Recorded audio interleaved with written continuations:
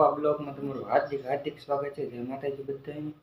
તો ભાઈ આજે વાડીએ જવાનું છે ને આપણે વાડીએ હું કામ કરી એ તમને બ્લોગમાં દેખાડવાનું છે. તો મારા બ્લોગમાં કન્ટિન્યુ બન્યા રહેજો.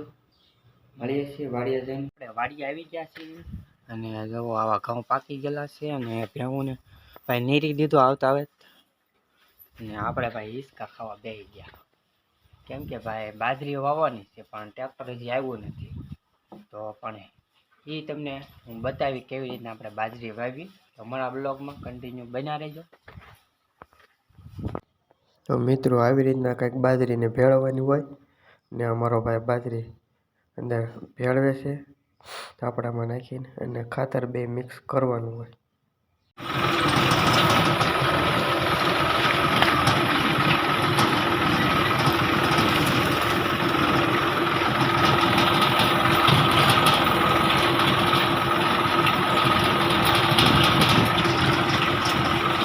તો મિત્રો એટલું બાકી રહ્યું છે વાવવાની બાજરી.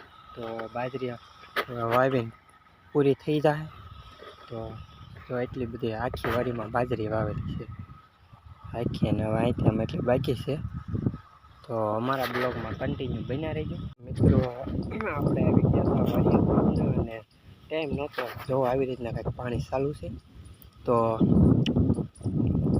આ બધું પાવાનું છે અને આમાં તૈલ કરેલા છે. બાજરી આ વાડીમાં છે, તમે જોઈ શકો છો ઉપલી વાડીમાં.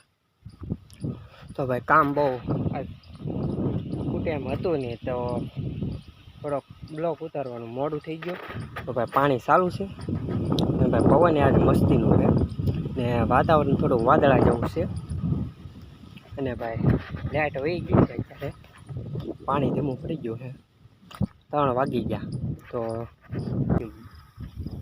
તો આજનો બ્લોગ અહીંયા પૂરો કરીશું. કાલે મળીશું નવા બ્લોગ સાથે. જય માતાજી બધાય.